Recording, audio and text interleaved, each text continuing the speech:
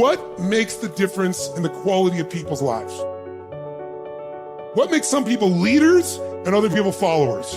What makes most people talk about a dream and never follow through, and other people, just a small percentage, kick ass, take names. You can throw any obstacle at them, they find a way to break through. What's the difference? It's not talent, it's not skill, it's hunger. If you get enough hunger going in you for an answer, you'll find the answer. If you get a hunger enough inside of you that says, I gotta take things to a next level, I gotta achieve, I gotta make a difference, I gotta expand, you will find the answer. People's intelligence will expand if they got enough hunger. But if you got everything and you're not hungry, you're not gonna have much. The super successful don't stop once they hit their targets. They simply reset and go again. Anytime you stop reaching for massive success, the next thing, you start settling in, that's when you start having problems. The comfort zone is dangerous. When you're comfortable, you are most dangerous. You should never feel comfortable. You should be happy and dissatisfied. Well, you should be afraid of taking risks and pursuing something meaningful. But you should be more afraid of staying where you are if it's making you miserable. It's like you're paying a price by sitting there being miserable. You might say, well, the devil I know is better than the one I don't. It's like, don't be so sure of that. The clock is ticking. Yeah, and if you're miserable in your job now and you change nothing, in 5 years, you'll be much more miserable and you'll be a lot older. So don't be finished. Be starting. Be alert. Be ready. Be attacking. Be relentless. Let the enemy stop. Let the enemy rest. Let the enemy finish. You don't finish. Don't stop. Don't rest. Not until the enemy is completely destroyed. You are excellent. Now stop playing small. You are excellent. Stop playing small. You are excellent. Stop taking the hand that they dealt you. Take ownership. If you can get all A's in the class, do it. You don't need nobody to give you $50, $100, no pair of shoes, take you on no trip. You a grown man. Do it because you can. Stop needing a carrot. Stop needing money. Stop needing a trip. Stop needing somebody to give you a sticker on your head, and do it for the pride of who you are. Do it because you can. I don't care what your friends are doing. When you leave, what you fighting for? What's your legacy? What you gonna do? You say you a champ, but do you practice like a champ? You say you a champ, do you fight like a champ? You say you a champ, do you have the mentality of a champ? You have to hustle. You have to get going. Get up out of your seat and move. You have to take massive action. It's hard, it sucks, it can sap you of your mental and physical energy, but you need to get going and get up after those things that you want. No one's gonna do it for you. Work on yourself every day. Get better, improve, learn, extend yourself, push yourself out of your comfort zone. Push the boundaries that you're accustomed to. That's the only way to grow as a person. If you look at all the successful people in the world, one common thread between all of them is that they've all hustled. They've all gotten to work, gotten busy.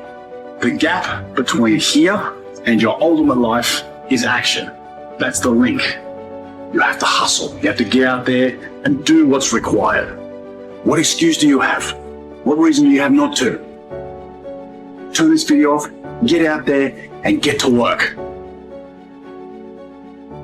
One of the things you have to understand about life is everything changes and everything ends. And that kind of sounds heavy on the front end, but it's a truth. If everything changes and everything ends, number one, it should make you appreciate what you have right now. And then my view is, what's next is always better. If I make it so, it's my job to make it so. And so I think, for me, I look at it and say, when you said genius is a young man's game, I think that's total bullshit. I think passion is the genesis of genius.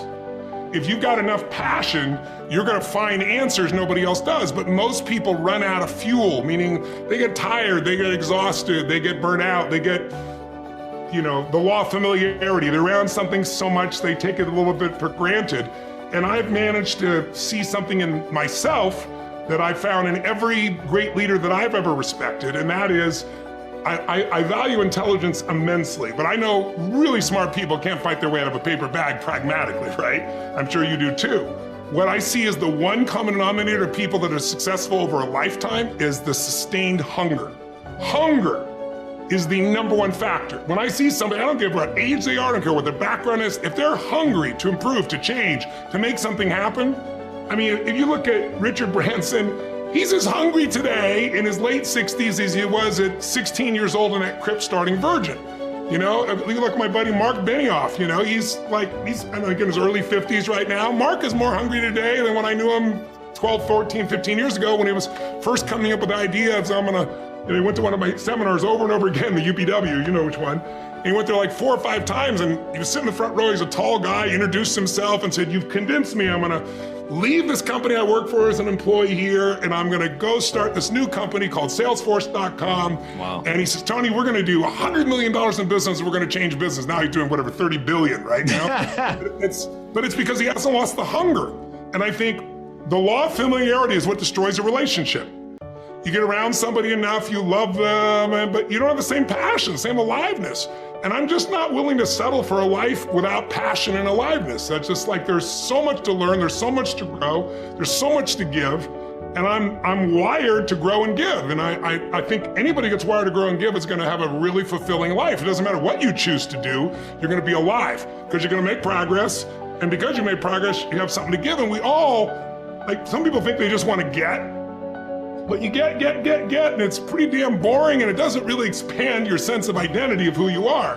But if you're constantly growing and then taking what you learn, you're so excited about it, you share with other people and their life gets better, whether that be software you make or dresses you design or, you know, something you do in the health space that really gets people to enjoy their food while they're eating well. If you have those passions and you keep growing, there's no limit. It doesn't matter what happens in the short term with a pandemic or with a drop in the economy or whatever the case may be. These are all temporary when you realize life is lived in decades, not in days. There are no right things to do in life. If you choose something and put everything that you have into it, it'll become a great thing. Is it the right thing? Is it the best thing? When you say, is it the right thing? What you're asking is it the best thing to do in life? There is no best thing to do in life. Anything that you take up, and if you put your heart and soul into it, it becomes a great thing. Is it the best thing? No. Then what is the best thing? There is no such thing. There's really no such thing. Why are you not passionate about everything in the existence? You're only passionate about one thing means what? You're constipated. That's what it means. So, see, idiots do things that they don't like to do, suffer for their whole life because they think it's needed, or they think it's their duty. Intelligent people do what they love to do. They enjoy their life to some extent. But a genius learns to do what is needed joyfully. That's when your genius flowers, because it's no more about you. Now there's a limitless way of looking at life.